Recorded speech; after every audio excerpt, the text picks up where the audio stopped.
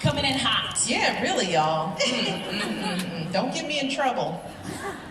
Look, here's what, and this is the message for young people, because this would be the same message or the same observation that I would have in the US, is that all of this shows that it is so important for young adults to be engaged and civically involved in more ways than just Instagramming or tweeting.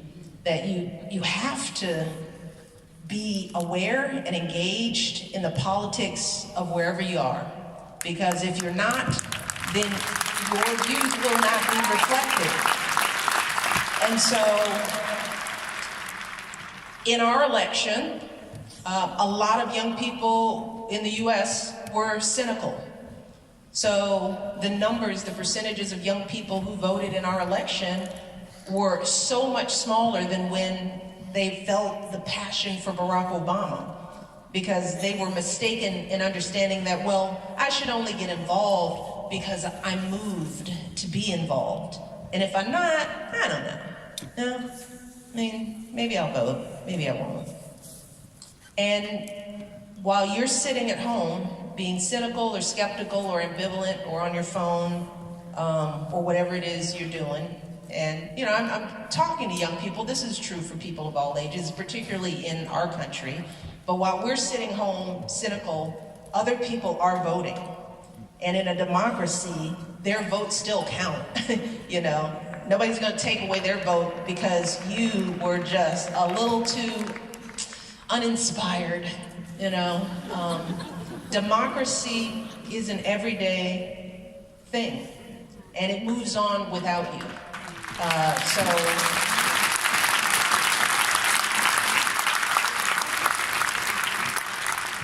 So we have to be involved.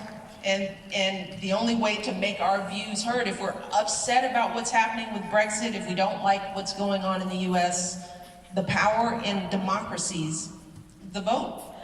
And when you don't vote, you get what you get. And a lot of us are getting what we're getting.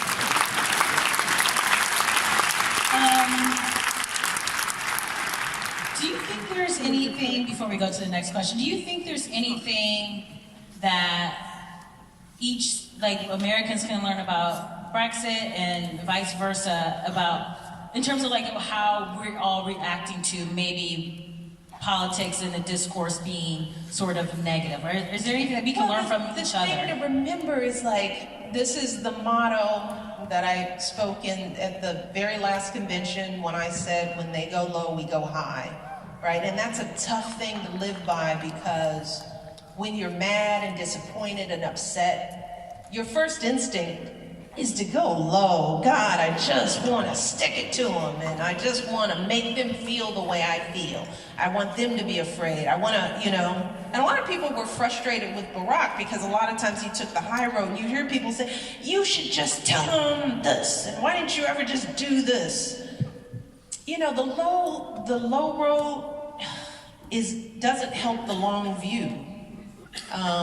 And so it is very hard to take the high road, but what I'm learning from how everyone is feeling so heavy is that the low road makes you feel this way. We're heavy because there's a lot of low road happening right now. People are leading by low road because that feels good, it feels immediate, it feels, you know, it feels right to just feel like you're sticking it to somebody. But in the end, we never feel good about it. No one seems happy now, anywhere. Everybody is just a little off, because leading by fear is easy in the moment, but it is not sustainable. It doesn't sustain the soul. And we are a world of souls. And we need to be fed with positive energy, with possibility, with hope. That's just not a gimmick. You know, Barack didn't lead by hope because it was a nice slogan. He really believed that we owe it to our kids to live with hope. Because our kids, our young people, they come to me and they're afraid. What does this mean for me? What does all this energy mean in my life? We're the adults in the room. You know, we wouldn't lead by fear in our households and expect our children to be whole and healthy and happy. They're wondering, what is wrong with the grown-ups at the table? Why can't we be better than this? But we can. We have it in us, all of us, to be much better than any one politics. And we owe it to our kids, but that's what I'm feeling. You know, this heaviness, this going low. It's like we gotta rise above this. Each of us individually, even if not in our politics, then in our everyday lives and how we treat one another. You know, we don't have to follow that lead. We know it's not right, but then we have to ask ourselves, are we playing this out in our homes, in our neighborhoods, with our neighbors, with our colleagues?